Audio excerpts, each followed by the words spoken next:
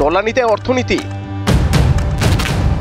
সন্ত্রাসবাদ, বোমা বিস্ফোরণ, সেনা বিদ্রোহ, মৃত্যু, পাকিস্তানের বেহাল দশা, দেশ সামলাতে হিমশিম রাওয়ালপিন্ডি।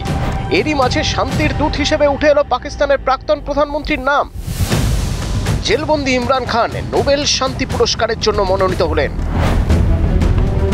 2014 সালে 17 বছরের মালালা ইউসুফজাই নোবেল প্রাইজ পেয়েছিলেন। পাকিস্তানের আকাশে আরও একবার নোবেলের স্বপ্ন, এবার ইমরান খান। পাকিস্তান ওয়ার্ল্ড অ্যালায়েন্স এবং পাট্রিয়ট সেন্ট্রাম নামে অ্যাডভোকেসি গ্রুপ ইমরানের মানবাধিকার ও গণতন্ত্র রক্ষার প্রচেষ্টাকে স্বীকৃতি দিয়ে এই মনোনয়ন দিয়েছে। দুর্নীতি ও গোপন রাষ্ট্রীয় তথ্য ফাঁসের মামলায় প্রাক্তন পাক প্রধানমন্ত্রী ইমরান খান এখন জেলবন্দী। পাক সুপ্রিম কোর্টের ধারাবাহিক ভৎসনায় 2022 সালের 10ই এপ্রিল ইমরান খান প্রধানমন্ত্রীর পদ থেকে ইস্তফা দিয়েছিলেন। দেশ জোড়া তুমুল অর্থনৈতিক সংকটে ছেড়ে সে সময় তার জনসমর্থন তলানিতে, এরপর একাধিক মামলায় অভিযুক্ত, জেলে পাঠানো হয় তাকে।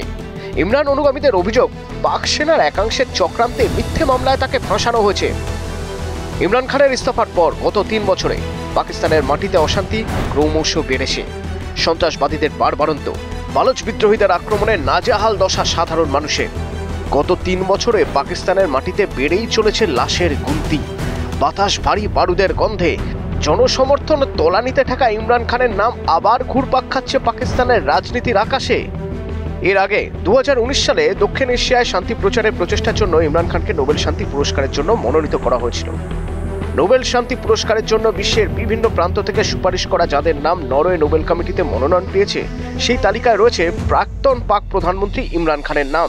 পাট্রিয়ট সেন্ট্রাম রবিবার সোশ্যাল মিডিয়ায় জানিয়েছে যে আনন্দের সঙ্গে তারা ঘোষণা করছে যে একজন যোগ্য মনোনীত হিসেবে পাকিস্তানের প্রাক্তন প্রধানমন্ত্রী ইমরান খানকে মানবাধিকার ও গণতন্ত্র সংরক্ষণের চেষ্টার জন্য নোবেল শান্তি পুরস্কারের জন্য তারা মনোনীত করছেন।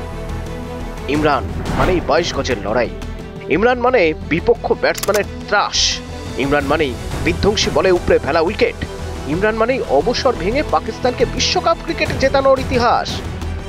এবার দেশের প্রধানমন্ত্রিত্ব হারানোর 3 বছরের মাথায় নোবেল শান্তি পুরস্কারে ভর করে ফের নতুন ইনিংস জিততে পারেন কিনা সেটাই দেখার।